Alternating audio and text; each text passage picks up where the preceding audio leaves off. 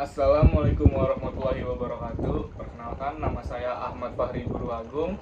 Saya dari Prodi AA1 Manajemen. Di sini saya akan menjelaskan materi saya yang berjudul mengelola emosi menjadi versi terbaik diri sendiri. Kepada dosen pengampu yang saya hormati, mohon maaf jika ada salah kata untuk presentasi saya kali ini.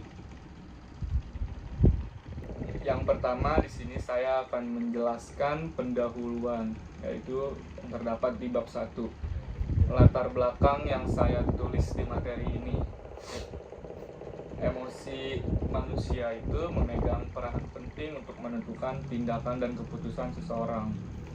Emosi itu bukan cuma untuk individu atau untuk pribadi, tapi juga bisa berdampak kepada orang lain. Dan selanjutnya itu ada tujuan penelitian. Di sini saya ada 5 tujuan penelitian yang akan saya jelaskan. Yang pertama itu menjelaskan pengertian emosi dan pentingnya pengelolaan emosi. Yang kedua itu mengidentifikasi jenis-jenis emosi dan cara mengenalinya. Yang ketiga itu ada menguraikan faktor-faktor yang mempengaruhi emosi. Yang keempat ada menyajikan strategi praktis dan pengelolaan emosi. Dan yang terakhir itu yang kelima, menumbuhkan kesadaran akan pentingnya kecerdasan emosional. Emosi, pengertian emosi. Emosi adalah psikologis yang muncul sebagai respon terhadap situasi internal maupun eksternal. Pengelolaan emosi menjadi penting karena emosi yang tidak dapat dikendalikan akan menimbulkan konflik, keputusan yang salah, serta gangguan psikologis. Oleh karena itu, emosi harus sangat dikendalikan oleh setiap manusia. Beberapa cara mengenali emosi. Yang pertama itu mengamati respon gerak tubuh, detak jantung, keringat, dan ketegangan yang ada di diri kita. Yang kedua, memperhatikan pola pikir dan dialog batin terhadap diri kita sendiri.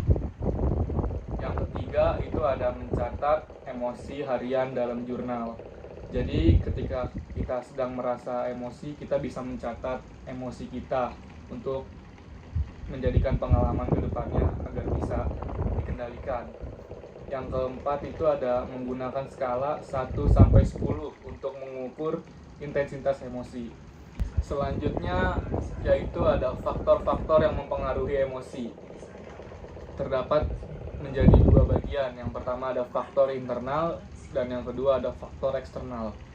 Faktor internal ini terdiri dari 4 bagian. Yang pertama ada kondisi biologis dan genetik, yang kedua ada kepribadian, yang ketiga ada pengalaman masa lalu, dan yang keempat ada kesehatan mental dan fisik.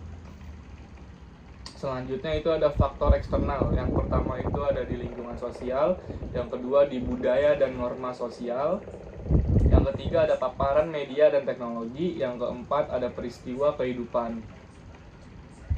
Selanjutnya kita masuk ke bab selanjutnya, yaitu dampak emosi terhadap diri dan orang lain. Dampak emosi terhadap diri sendiri itu, yang pertama itu ada kesehatan mental dan fisik, yang kedua ada produktivitas dan konsentrasi yang terganggu, yang ketiga ada pengambilan keputusan, yang keempat itu citra diri. Dan selanjutnya dampak emosi terhadap orang lain dan lingkungan sosial, yaitu kualitas hubungan, komunikasi, dan lingkungan sekitar itu memburuk karena manusia tidak bisa mengontrol emosinya. Konsep diri dan pengaruhnya terhadap emosi. Konsep diri adalah persepsi dan keyakinan yang dimiliki seseorang tentang siapa dirinya. Konsep ini terbentuk dari pengalaman hidup, interaksi sosial, serta bagaimana individu menafsirkan keberhasilannya, kegagalannya, dan penerimaan dari lingkungan sekitar. Bab selanjutnya yaitu ada strategi mengelola emosi secara positif. Di sini saya akan menjelaskan strategi praktis mengelola emosi positif, yaitu ada teknik pernafasan dalam dan perlahan. Kita bisa mengambil nafas dalam-dalam selama 4 detik dan menahan selama 4 detik, lalu menghembuskan perlahan selama 4 detik. Yang kedua ada afirmasi positif, yaitu mengucapkan kalimat yang positif di diri kita, seperti kalimat aku cukup baik, atau aku mampu melalui ini, atau aku layak bahagia karena semua orang harus bahagia. Yang ketiga ada aktivitas fisik dan olahraga ringan, yaitu seperti berjalan kaki, jogging, atau kita lari sore. Selanjutnya ada menulis jurnal emosi. Menulis apa yang dirasakan setiap hari membantu proses dan memahami emosi dengan lebih baik. Yang kelima ada melatih empati dan sudut pandang baru. Jadi ketika kita emosi, kita harus melihat suatu masalah dari sudut pandang orang lain. Atau kita bisa menerima masukan dari pandangan orang lain terhadap emosi kita sendiri. Yang keenam ada meditasi, yaitu membangun ketenangan dan kejernihan batin. Yang ketujuh ada mengatur waktu dan prioritas. Stres seringkali berasal dari jadwal yang padat. Jadi kita harus membuat to-do list dan batasi beban kerja harian. Seperti kita harus menjadwalkan pagi ini kita harus apa, siang ini kita harus apa, sore ini kita harus apa. Itu sudah harus dijadwalkan oleh setiap manusia agar cukup baik untuk mengontrol emosi dan stresnya yang terdapat di diri kita sendiri. Bab selanjutnya saya akan menjelaskan tentang kecerdasan emosional yang menjadi pilar utama menjadi versi terbaik. Kecerdasan emosional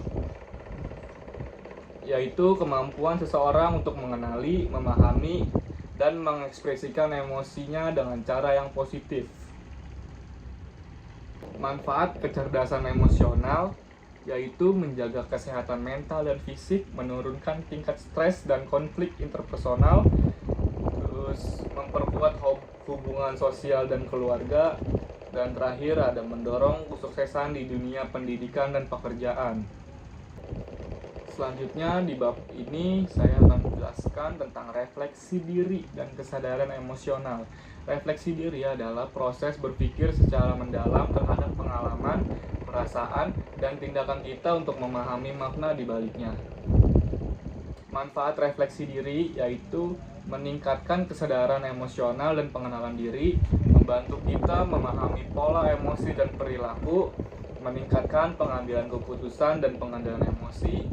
Lalu yang terakhir ada menumbuhkan ketenangan batin dan empati. Membangun emosional yang sehat.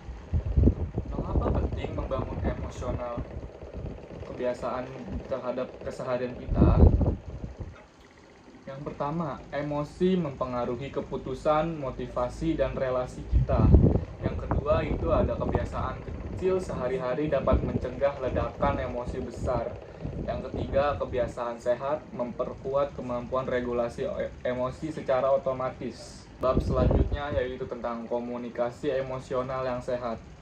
Komunikasi emosional adalah kemampuan untuk mengungkapkan dan menerima perasaan secara terbuka, jujur, dan konstruktif. Mengapa komunikasi emosional penting? Yaitu karena untuk meningkatkan pemahaman antar individu dan mencegah kesalahpahaman yang berujung pada konflik karena kurangnya komunikasi di dalam suatu antar individu. Selanjutnya latihan-latihan pengendalian emosi. Yang pertama ada teknik time out.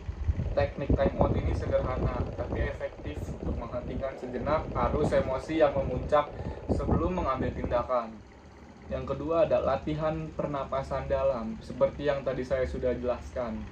Untuk mencoba teknik 4-4-4. 4 detik menafas, 4 detik menahan nafas, dan 4 detik kemudian menghembuskan nafas. Lalu selanjutnya ada grounding technique, yaitu teknik yang digunakan untuk membawa fokus kembali ke masa kini dan menenangkan pikiran yang sedang kacau. Selanjutnya yaitu latihan bersyukur. Dan yang terakhir ini ada bab terakhir, bab 12 yaitu studi kasus. Di sini ada studi kasus contoh nyata dalam kehidupan sehari-hari kita. Kasus yang pertama, di sini sebut saja Rina dan rasa irinya. Rina merasa iri dengan temannya yang sering setelah rutin menulis jurnal dan melakukan refleksi, ia menyadari bahwa ia juga punya banyak kelebihan yang belum ia syukuri. Kasus kedua yaitu Bayu dengan amarah Bayu. Bayu sering marah di sekolah, tapi setelah belajar teknik pernapasan dan konseling, Bayu menjadi lebih tenang dan mampu berkomunikasi tanpa ledakan emosi dengan cara menjelaskan dirinya secara perlahan. Sekian dari materi yang saya sampaikan. Kurang lebihnya mohon maaf. Wabillahi taufiq wal hidayah. Wassalamualaikum warahmatullahi wabarakatuh.